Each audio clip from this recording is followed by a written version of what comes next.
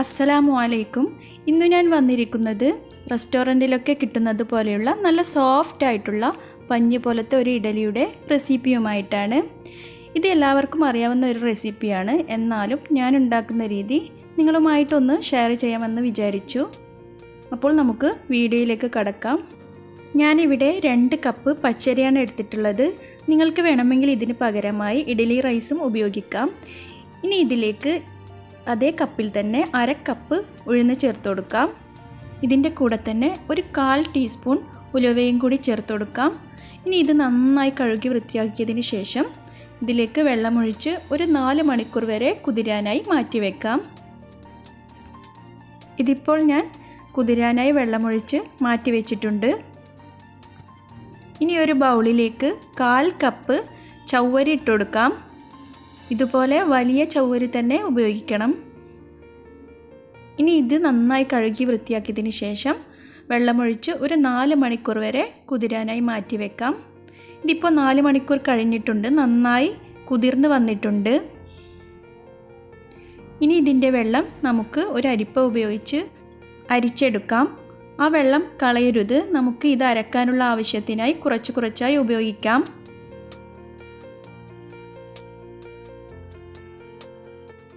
ഇനി ഒരു മിക്സിയുടെ ജാറിലേക്ക് ഇതിൻ്റെ പകുതി ഭാഗം ഇട്ടുകൊടുത്ത് നന്നായി അരച്ചെടുക്കാം.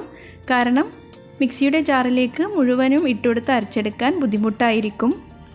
നേരത്തെ അരിച്ചു വെച്ചിട്ടുള്ള വെള്ളത്തിൽ നിന്ന് അരക്കാൻ ആവശ്യമുള്ള വെള്ളം മാത്രം ഒഴിച്ചു കൊടുത്ത് നന്നായി ഒന്ന് അരച്ചെടുക്കാം. ഞാനിപ്പോൾ ഉഴുന്നും പച്ചരിയും ചവ്വരിയും എല്ലാം കൂടി ഒന്നിച്ചിട്ടാണ് അരച്ചെടുത്തിട്ടുള്ളത്. വേറെ ഇട്ട് കൊടുത്തിട്ടല്ല. ഇതുപോലെ നന്നായി അരച്ചെടുക്കണം. ഇനി ഇത് നമുക്ക് മറ്റൊരു പാത്രത്തിലേക്ക് മാറ്റി കൊടുക്കാം. ഇതുപോലെ തന്നെ ബാക്കിയുള്ളതും കൂടി നന്നായി നമുക്ക് അരച്ചെടുക്കാം.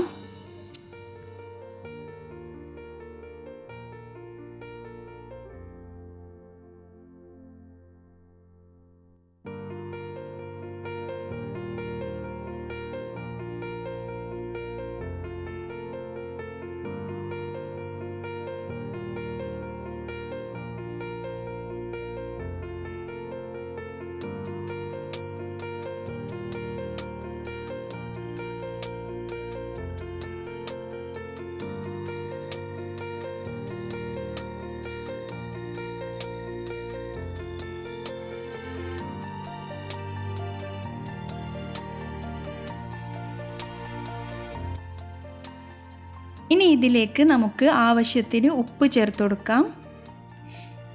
ഇനി ഇത് നന്നായി പൊങ്ങി വരാനായി ഒരു എളുപ്പ വഴിയുണ്ട്. ഇതുപോലെ ഒരു വിസ്ക് ഉപയോഗിച്ച് നന്നായി ഒന്ന് ബീറ്റ് ചെയ്തെടുക്കാം.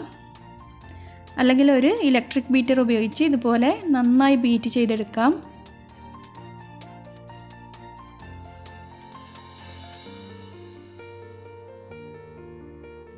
ഇതുപോലെ മുകളിലേക്ക് നല്ല പോലെ ബബിൾസ് വരുന്നത് വരെ ഒന്ന് ബീറ്റ് ചെയ്തെടുക്കണം.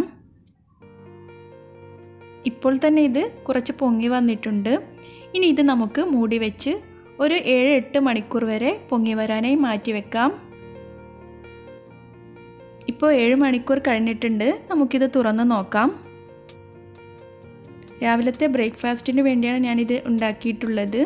ഇതിപ്പോൾ കണ്ടില്ലേ, നന്നായി പൊങ്ങി വന്നിട്ടുണ്ട്. ഇതിനി അധികം ഇളക്കി കൊടുക്കേണ്ട ആവശ്യമില്ല. നമുക്ക് നേരെ ഇഡ്ഡലി പാത്രത്തിലേക്ക് ഒഴിച്ചു കൊടുക്കാം. ഇഡ്ഡലി പാത്രത്തിലേക്ക് കുറച്ച് എണ്ണ ഒന്ന് തടവിക്കൊടുത്ത് ഇതിലേക്ക് ഓരോരോ തവി മാവ് ഒഴിച്ചു കൊടുക്കാം.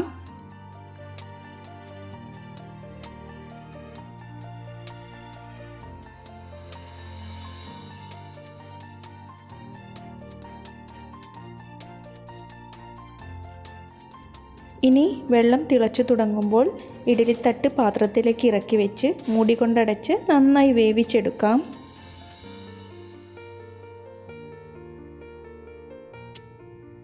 ബാക്കിയുള്ളതും കൂടി നമുക്ക് ഇതുപോലെ ചെയ്തെടുക്കാം.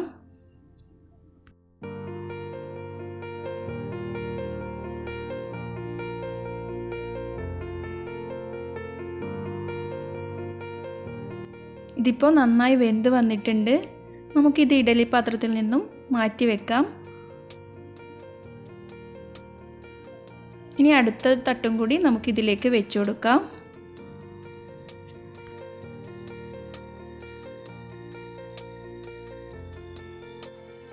ഇനി ഇത് നമുക്ക് കുറച്ചൊന്ന് ചൂടാറിയതിന് ശേഷം ഒരു സ്പൂൺ ഉപയോഗിച്ച് മെല്ലെ ഒന്ന് ഇളക്കിയെടുക്കാം. ഇതിപ്പോൾ കണ്ടില്ലേ, നന്നായി പൊങ്ങി വന്നിട്ടുണ്ട്.